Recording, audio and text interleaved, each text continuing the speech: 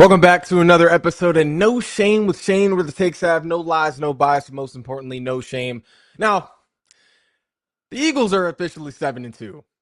The Eagles are 7-2. They are first in the NFC.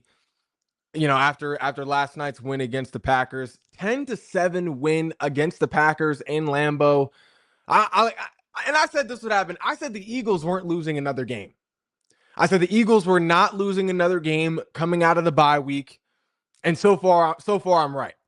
The Eagles are not losing another game. The Eagles can go on the road in Lambeau, beat the Packers the way they beat them in a gritty defensive game. Jalen Hurts, as usual, making the game-winning play, or the game-icing play, rather, in the clutch.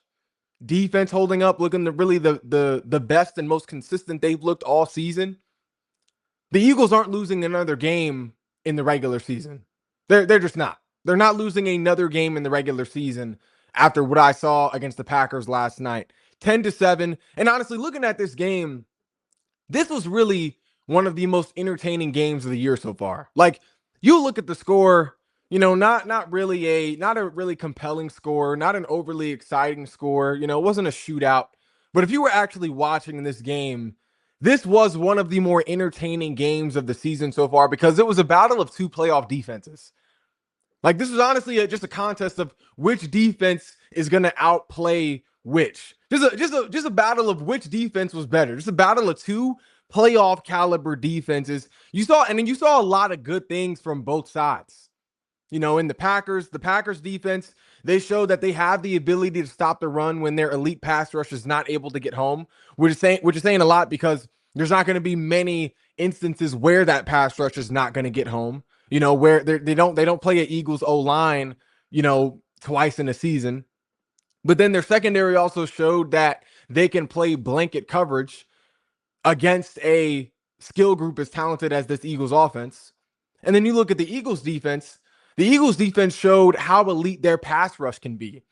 What the potential of their pass rush is with Jalen Phillips now in this rotation. Specifically looking at that four-man rush. The Eagles showed how dominant that four-man rush can be with Jalen Phillips, Jalen Carter, Jordan Davis, and Nolan Smith with Moro Ojomo and Jalen Hunt in rotation. And it honestly, you saw good things from both defenses. Two things for each defense that weren't really their main strength. You saw both teams. You saw good things in different areas for both of these defenses. Areas that weren't really their main strength going into this game. So Eagles fans looking at this game should definitely be hype, because the pass rush I think is going to be back. Is back now after this game against the Packers. But Packers fans, just because you all lost this game, I don't think Packers fans should be disappointed in what they saw from their defense. You have an elite pass rush, but you also saw the run stop capability is 100% there. The way the Packers were able to stuff the run, shut down Saquon Barkley. But you also saw the secondary is there as well. So I think both defenses showed really good things in what was really one of the more at least for me, one of the most entertaining games of the season so far. Now one thing, looking at what sort of fans should take away from this game, looking at Eagles fans specifically, Packers fans 100% should not be disappointed, but Eagles fans should definitely be, I think, have a little more of a pick-me-up. I think Eagles fans should feel a little more reassured coming after this game because of what we saw in this game. If you look at these two defenses, I think the difference between these two defenses is between the Packers and the Eagles is that we've seen what the Packers look like at full strength. We've seen what the Packers look like at full strength. We know the Packers have arguably the best defensive duo, especially in the pass rush, in Micah Parsons, Rashawn Gary, 14 combined sacks. We've seen how good their linebacker core can be when healthy. Quay Walker showing significant improvement really every year, but specifically this year from last year. Edgerrin Cooper building in year 2. Huge punch out he had against Jalen Hurts. Really a clutch play that the young guy had, causing a turnover. We've seen how good that secondary can be. We know how elite Xavier McKinney is as a safety. You know, we've seen Keyshawn Nixon play good ball this year. We have not seen the Eagles at full strength yet. We don't know how good really the Eagles can be at full strength. Like, we've seen what the Packers look like at full strength. We have not seen what this Eagles team looks like at full strength. Like, we don't know. Going into this game, we didn't know what this defense looks like with a healthy Nolan Smith and a healthy Nakobe Dean. We didn't know what this defense looked like with a Jaelan Phillips in the mix on that 4-man front. We didn't know what this defense, we still don't know what the defense looks like with Jaire Alexander and Michael Carter in the mix. Like, we got a glimpse of that in this game against the Packers. Like, we've seen the Packers at full strength, how good of a defense they can be. We have yet to see going into or really still even after this game, we have yet to see this Eagles defense at full strength, and it is still one of the most talented defenses in the NFL. I think that says a lot. The fact that we have not seen, the fact that the Eagles are still one of the better defenses overall in the NFL, and they haven't played at full strength once yet this season. They haven't been fully healthy once this season. I think that says a lot. The fact that the Eagles defense was able to be in a battle of this caliber with this Packers defense, which we know is elite. The fact that this Eagles defense was able to play at that caliber on par with the Packers defense, while the Eagles are still not at full strength yet, I think says a lot about what this Eagles defense can be in the postseason, throughout the rest of the regular season and in the playoffs. I think it honestly says a lot. Looking at this Eagles defense, we've seen this Eagles defense have multiple games where they look like they could be one of the best defenses in the NFL. We've seen this unit have lows, but we've also seen it have significant highs. The fact that this defense has performed the way it has while not being at full strength, while not having a healthy Nolan Smith on the field, while not having a healthy Nakobe Dean on the field, prior to having the reinforcements that we got before the trade deadline in Jaelan Phillips, Jaire Alexander, and Michael Carter, the fact that the defense has had the games that it has while not being at full strength, it honestly says a lot, because we got a glimpse of what this defense could be with those guys being back healthy and with those reinforcements. We got a glimpse last night against the Packers what this defense can look like with Nolan Smith and Nakobe Dean on the field together, with Jaelan Phillips added into the scheme. And that's without Jaire Alexander and Michael Carter beefing up the secondary. Honestly, Eagles fans should honestly be hype after seeing this game against the Packers, because the defense is only going to get better as the season progresses. It's only going to get better. Whereas other defenses, other defensive units, they might get worn down, dealing with nagging injuries, which is normal, for this part of the season. It seems like the Eagles defense is only going to move, is only going to progress upward, because guys are coming back fresh and because we have reinforcements coming in. Like, this Eagles defense is only going to get better. Like, and honestly, looking at one of those reinforcements in Jaelan Phillips, the JP effect showed early in his debut. The JP effect showed early. Like, I don't think it's a coincidence that in Jaelan Phillips' debut, Jalyx Hunt gets a sack. Nakobe Dean gets a sack. The team gets 3 sacks total on the night, and the team ties team totals for second most QB hits in a single game this season, with racking up 19 hurries in the process. Like, the JP effect was definitely apparent. It was definitely apparent. It was visible, and it showed early on in the game. In his first drive as an Eagle, Jaelan Phillips helps collapse the pocket and flush Jordan Love outside to where Jalyx Hunt could make the sack, could make the ceiling play. We saw the JP effect early on in this game on the first drive for this Eagles defense.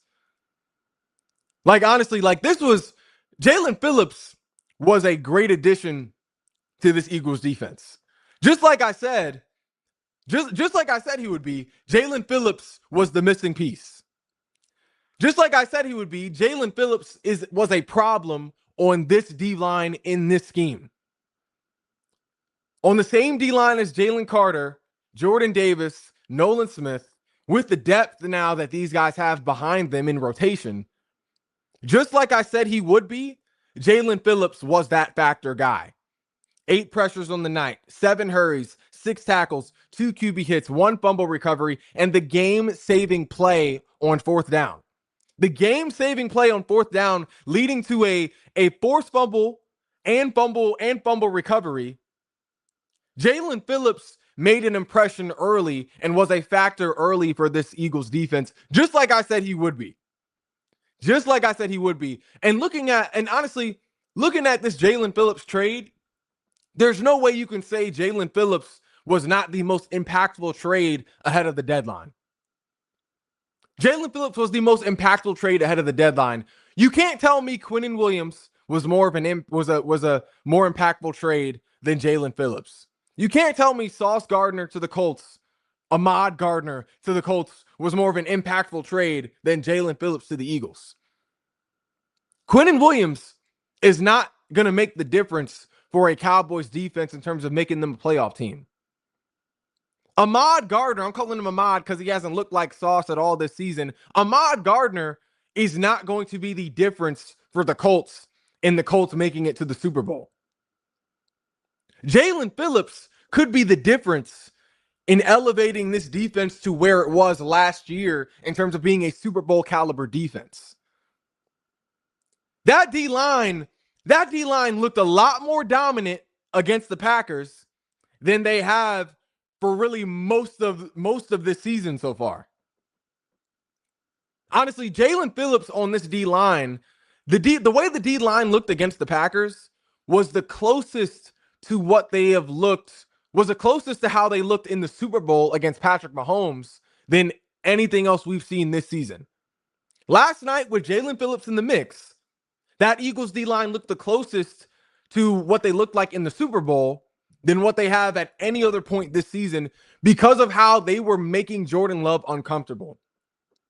Like, that D-line made Jordan Love uncomfortable in a similar way as to how we saw them make Patrick Mahomes look uncomfortable in the Super Bowl. And it wasn't like, and it wasn't off of anything fancy, just off the straight 4-man rush. Jordan Love was rattled in the pocket. Just off that 4-man rush with Jaelan Phillips, with Jalen Carter, Jordan Davis, Nolan Smith, with Moro Ojomu and Jalex Hunt in rotation plugged in at different spots. Just off the 4-man rush, we saw that Eagles D-line wreaking havoc on that Packers offensive line and in the pocket against Jordan Love. This is the most dominant and consistent that we have seen and sustainable that we have seen this Eagles D-line play all season. It looked like it was the way the D-line played last night. It looked like they could do it again. Like we saw a couple games this season where the D-line looked hot early, like where they made freakish plays for the defense. You could call those, just good games for the D-line, but the way they played against the Packers, just off of playing true to the scheme, controlled rushes, stunts up front, it looked like it could be replicated. The way they played last night looked more repeatable than their play has earlier this season. Like what we saw from this D-line against the Packers, the way they were able to flush Jordan Love out of the pocket, the way they were able to keep him also contained in the pocket, not giving him lanes to scramble through, not giving him much time to throw the ball, getting a hand in his face. It looked very repeatable as opposed to any other performance we've seen from the D-line this season. And that is the JP effect. That is the JP effect. Because with Jalen Phillips on this team, there you can't double team anyone on the D-line. You can't double team anyone on this D-line. You can't double team Jalen Carter anymore because now you're opening yourself up to being exposed by Jalen Phillips. You can't double team Jalen Phillips because now you open yourself up to being exposed by Jalen Carter and Jordan Davis and Nolan Smith. There's no one on the D-line that you can double team. And that's why Jalen Phillips is the difference between this Eagles defense being a Super Bowl caliber defense again, because of the mismatch opportunity that he creates in the trenches. Because of the mismatch opportunities that he creates in the trenches, and because of how dangerous that makes this D-line, it makes the overall defense more dangerous. Like if the defense doesn't have to blitz the quarterback as much, if the linebackers don't have to blitz as much, where now Zach Bond, Jahad Campbell, Nakobe Dean, those guys can focus on stopping the run and being assets in coverage, it makes the defense overall better.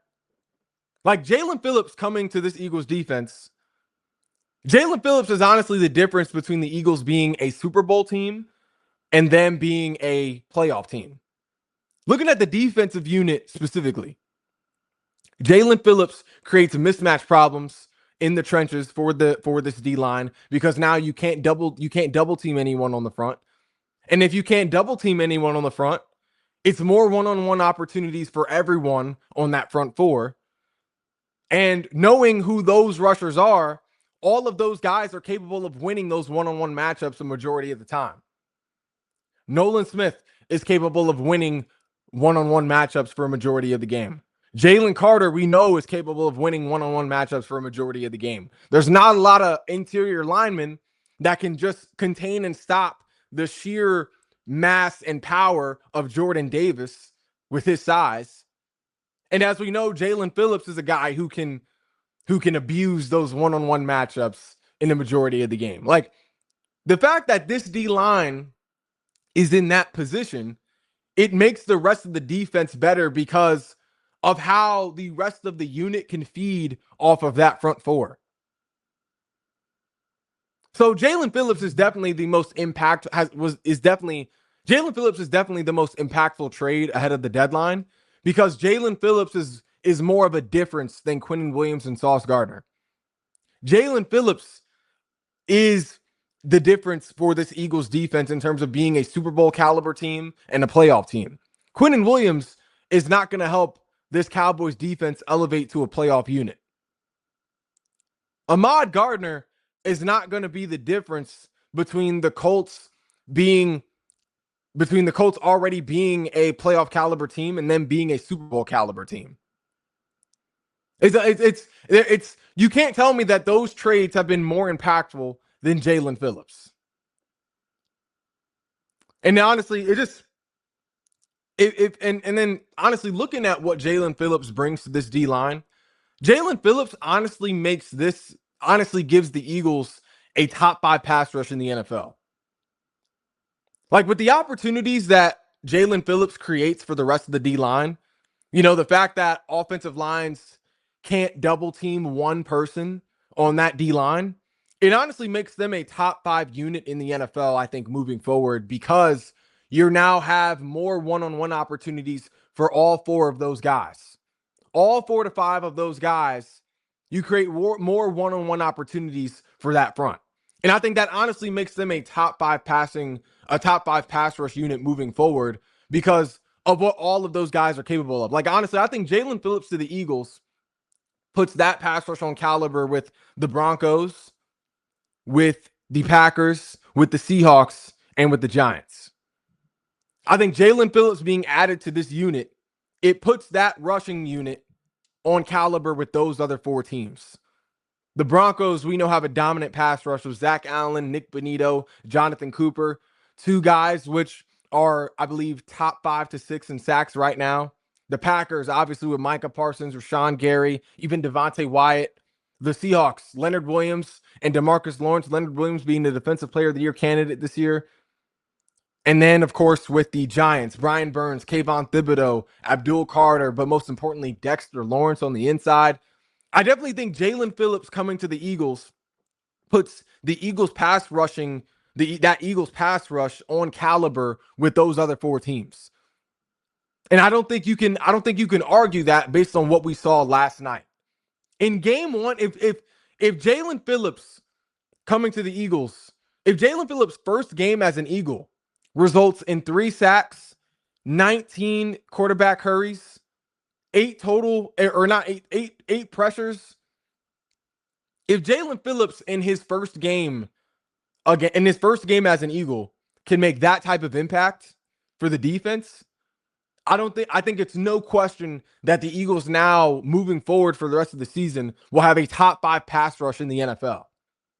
And we know how dominant the Eagles defense is as a whole when the Eagles have an elite pass rush.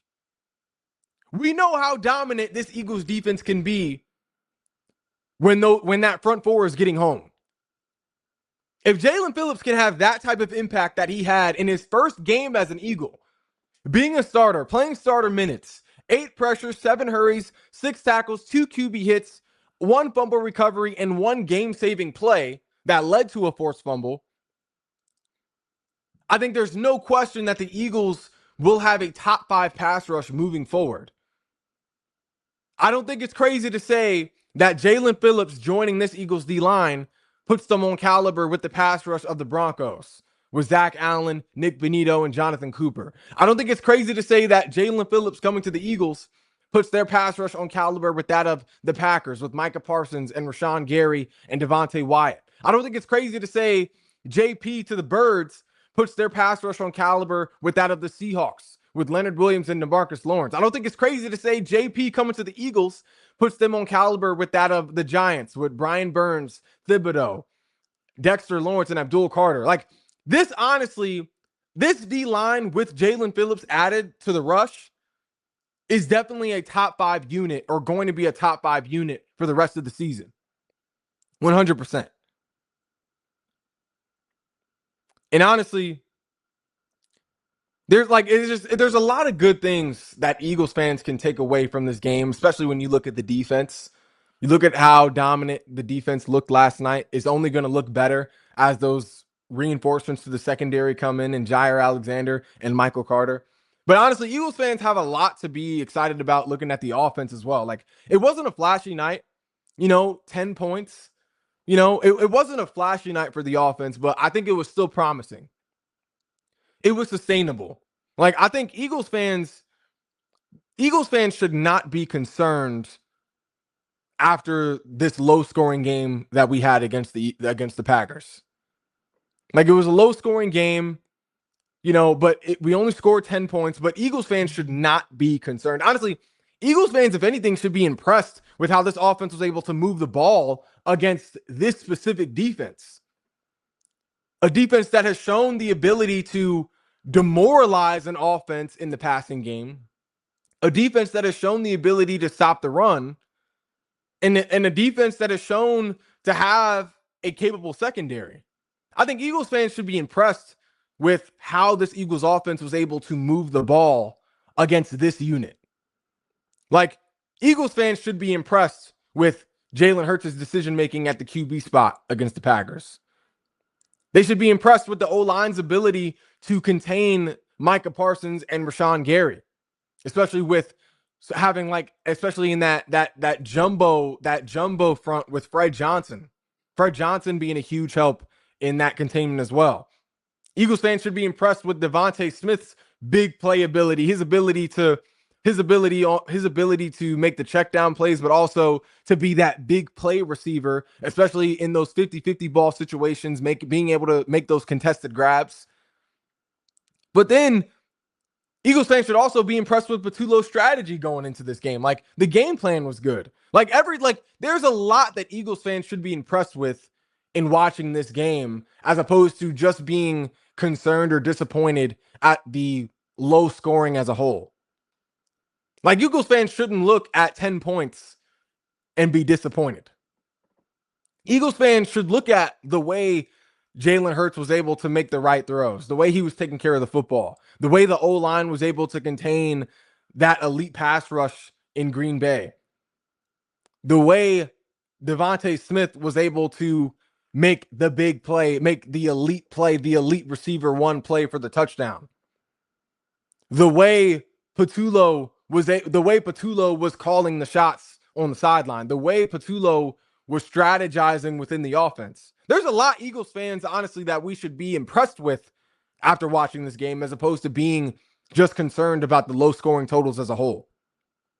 And like looking at Patullo, I think the only thing, like Kevin Patullo in this game against the Packers had a good game plan.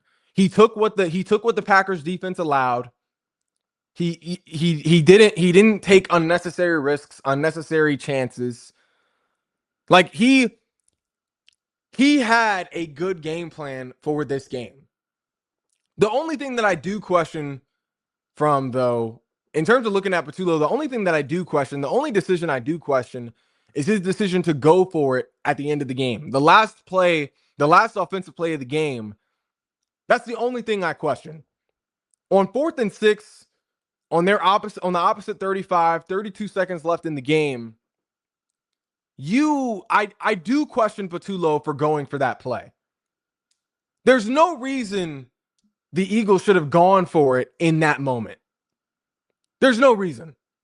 And that honestly could have lost the Eagles the game. That one decision could have been the reason why the Eagles lost that game against the Packers. It could have been the reason why. On your own opposite 35, punt the ball. Pin the Packers offense back against their own goal line and let the defense go to work. Like, the defense has been wreaking havoc on that Packers offense all night long. Jordan Love hasn't been able to find any success against this defense the entire night. There's no reason why you should risk putting Jordan Love in better field position, allowing him to put the Packers in a position to tie or win that game. There's just no reason why. Like, the Eagles definitely should have punted in that situation. On 4th and 6, on their opposite 35, 30 seconds left in the game, the Eagles definitely should have punted in that situation. You pin the Packers offense back against their own goal line. Let the defense do what they have been doing all night long, and that's making Jordan Love uncomfortable, basically shutting that offense down. But instead, you go for it, and now Jordan Love in this offense is in a position to really get in field goal range to tie the game, but really to even win the game as well. That one decision honestly put the Packers in a position, put Jordan Love in a position to win that game for the Packers. That was the only mistake I think Kevin Patullo made all night. Only mistake Kevin Patullo made all night. Like, one decision could have completely negated the entire night, the entire impressive night that Kevin Patullo had. One decision could have ruined Patullo's entire game plan for the night. That one choice to go for it on 4th and 6, risking putting the Packers in a position to march down the field, that would have negated anything else that Kevin Patullo did against the Packers. That was the only thing that Patullo really did wrong in that situation. Only thing Kevin Patullo really did wrong. But something else that this proved, in terms of the Packers actually having a chance to tie or win the game, it did prove something else that I said last week, which was Jordan Love is not a good enough quarterback to win this game for the Packers. He's not. Like, the fact that the Eagles went for it on 4th and 6, giving the ball back to the Packers on their own 35, it did prove that I was right and that Jordan Love is not a good enough quarterback to win a game for the Packers in this situation. It proved I was right. I said Love could not play Jalen Hurts, and he did not outplay Jalen Hurts. Jalen Hurts outplayed Jordan Love. Jalen Hurts made the right throws. He took what the defense gave him, and he had way less missed opportunities than what Jordan Love had. Jordan Love had multiple missed opportunities that could have been big chunk plays, easy first down plays for his receivers. He just didn't make the throws. Jalen Hurts had more passing yards than Jordan Love, 183 to 176.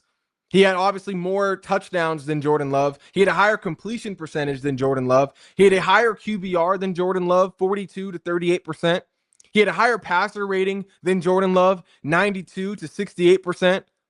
He took no sacks on the night. He took less sacks than Jordan Love. Jalen Hurts took absolutely no sacks. Jordan Love took 3. Like, Jalen Hurts outplayed Jordan Love in every single category. In every single category. Jordan Love is not the quarterback that is going to outplay Jalen Hurts on a primetime stage.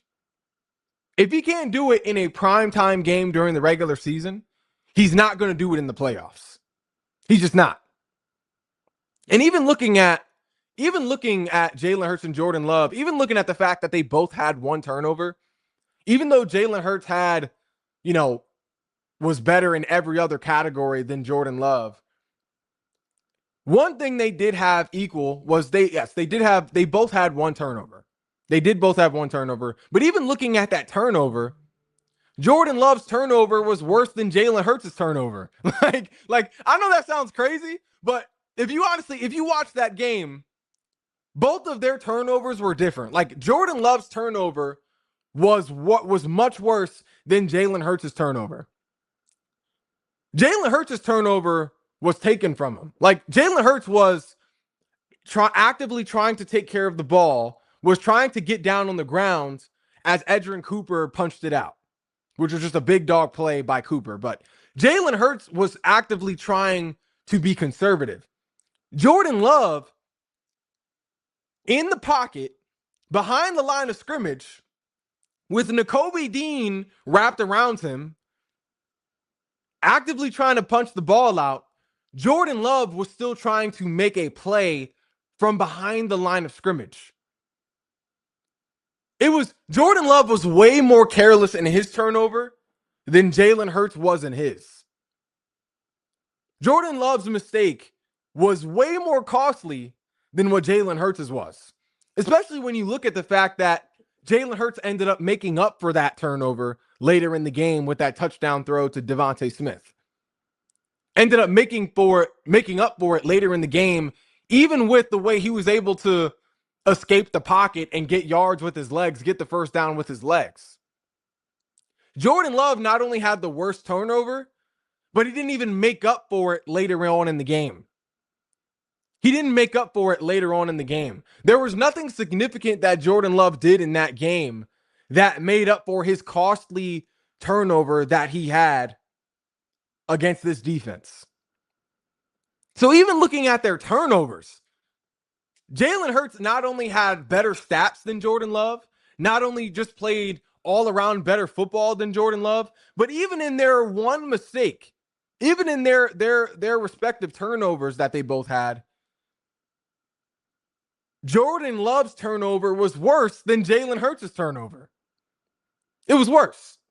And honestly, looking at Love, Jordan Love has honestly looked like more of a weakness for his offense than Jalen Hurts has. Like, Jordan Love has looked like much more of a weakness for the Packers offense than Jalen Hurts. Like, Jordan Love looks like more of a reason as to, like, Jordan Love looks like he has almost been holding this Packers offense back, as opposed to Jalen Hurts, who has been winning the Eagles games.